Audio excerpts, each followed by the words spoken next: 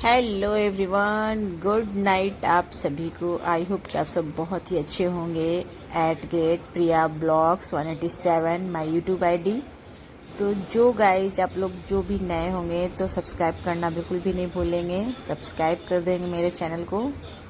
और आज था छठ पूजा का निस्तार यानी कि पारण, और बहुत लोग पारण भी बोलते हैं और हमारे यहाँ तो निस्तार बोला जाता है।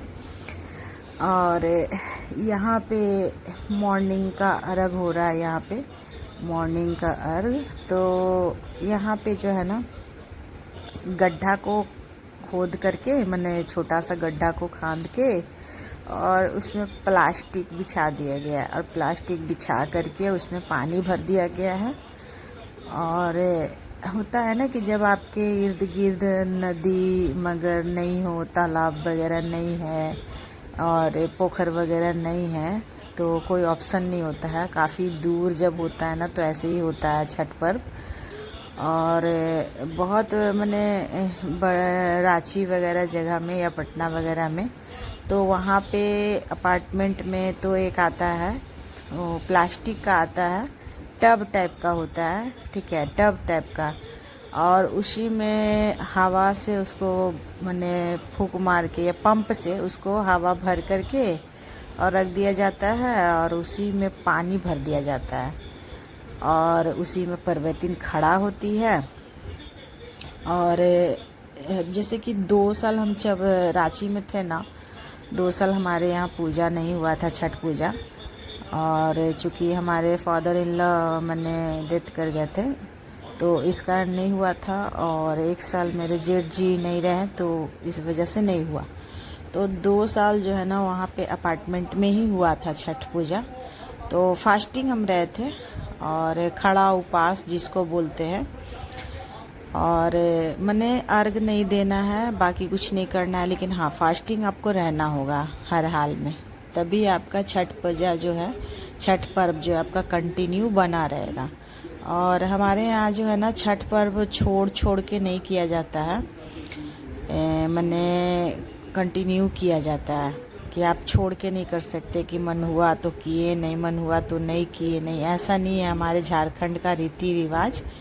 लेकिन हाँ हमारे मायके में बिहार में मैंने छोड़ के भी किया जाता है। वहाँ पे लोग जब मन मर्जी हुआ तो किए, नहीं मर्जी हुआ तो नहीं किए, और 2 साल किए, 5 साल किए, और किसी भी रीजन से, तो वहाँ पे स्वेच्छा के हिसाब से होता है। लेकिन हमारे यहाँ झारखंड में स्वेच्छा बिल्कुल नहीं चलता है, आपको करना है। अगर आपके घर में किसी प्रकार का कोई इशू है तो आपको फास्टिंग तो हर हालत में रहना है, ठीक है। और सूप, जो पीतल का सूप होता है ना, तो वो सूप जो है इसी तरह घर में नहीं रखा जाता है।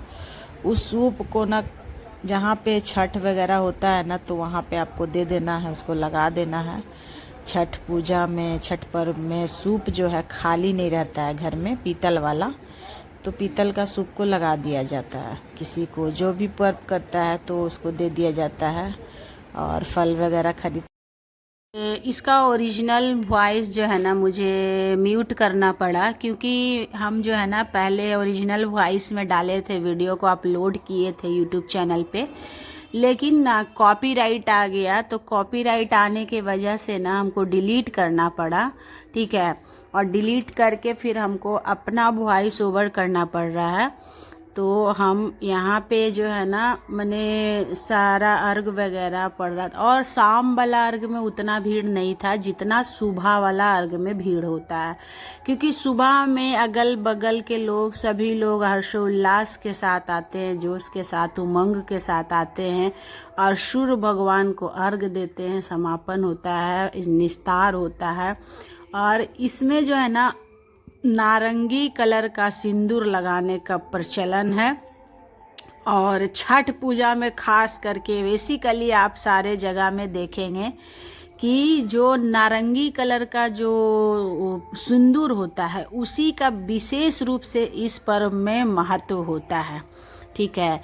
क्यों महत्व होता है, इसके पीछे कारण है। तो चलिए आप लोग को इसका कारण हम बताते हैं कि सूर्य का जो किरण होता है ना, सूर्य का जो प्रकाश होता है, जो रोशनी होता है, वो इसी कलर का निकलता है, नारंगी कलर का होता है। ठीक है, सनराइज के टाइम में या सनसेट के टाइम में डूबता सूरज को देखिए या उगता सूरज को देखिए, तो वो किरण के मने उस किरण को ये सिंदूर का कलर जो है ना दर्शाता है। और सूर्य देव का पर्व त्योहार जो भी होता है, चाहे वो छठ हो चाहे इतवार हो, तो इस सिंदूर का, इस कलर के सिंदूर का विशेष महत्व होता है। और जितने भी सुहागन महिलाएं हैं, सभी लोग एक दूसरे को, माताएं बहनें एक दूसरे को नाक से भर भर के सिंदूर लगाती है और अपने सुहाग और सौभाग्य की कामना करती है। सूर्य देव से, छठ माँ से अपना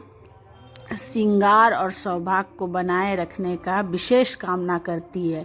और यही प्रचलन है कि छठ पर्व जब हो जाता है तो पर्वैतीन से, खास करके जो पर्वैतीन है, जो व्रत उपवास की है, उपवास से होता है ना कि आपके देह में मने आस्था, भक्ति, भगवान समा जाते हैं, तो निश्चल हो जाता है वो प्राणी, उसके अंदर भी मने नेगेटिव चीज़ एकदम हट जाता है। पूजा पाठ जब आप कीजिएगा तो मन में बहुत शांति, सुकून मिलता है। और नेगेटिव चीज़ आपके दिल दिमाग में जो चल रहा है, झूठ फरेब, चालबाजी, धोखाधड़ी, मने षड्यंत्र और बुराई, मने जितना भी एक लाइन में कहा जाए बुरी चीज़ें, वो सारा आपके बॉडी से निकल जाएगा। ठीक है, और पॉजिटिव चीज़ आपके बॉडी में समा जाएगा और कपट वगैरह बिल्कुल नहीं रहता। उपवास के दौरान तन ही नहीं मन भी शुद्ध होता है। सो सभी लोगों को उपवास जरूर करना चाहिए, इससे तन की शुद्धि, मन की शुद्धि होती है। और एक चीज़ का साइंटिफिक है कि आपकी बॉडी के जो ऑर्गन्स है ना, पूरी तरह से प्रिपेयर हो जाते हैं। जब आपको ऑफिस में छुट्टी रहता है, बच्चों को स्कूल में छुट्टी रहता है, और जो गृहिणी है उनको किचन में छुट्टी रहता है, तो मन कितना खुश हो जाता है कि भाई आज कोई काम नहीं है। ठीक है, सेम उसी प्रकार पेट भी, जब उसमें आप अन्न नहीं डालते हो तो वो भी खुश हो जाता है कि आज उसको काम नहीं करना पड़ता है, और जो बचा खुचा हुआ काम है रहता है उसके लिए, वो निपटा देता है वो। ठीक है, तो यही बात है। तो यहाँ पे एक दूसरे को सिंदूर लगा रहे हैं, और ख़ास करके पर्वतीन से सिंदूर लगाया जाता है गाइज। और सभी लोग एक दूसरे को, माताएं बहनें लगाते हैं भर भर के सिंदूर। और जब हम भी छठ करते हैं तो हमसे भी सब लोग सिंदूर लगवाते थे।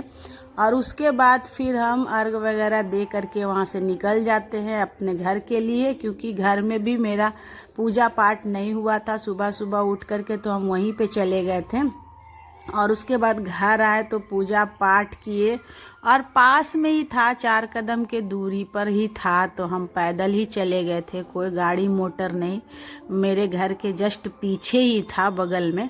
उसके बाद आए तो घर में पूजा पाठ करके चाय पानी पिए, घर का साफ सफाई करवाएं, उसके बाद खाना पीना बनाएं। और उसके बाद मेरे यहाँ बहुत सारा आया है आलू, जो आप लोग को तो पता ही है, तो हमको चिप्स बनाना भी था, और आलू हम रात में ही छिलवा करके रखे थे, तो उसका भी माथा में हमको टेंशन था कि हमको। तो वीडियो कैसी लगी, लाइक, सब्सक्राइब, शेयर, कमेंट।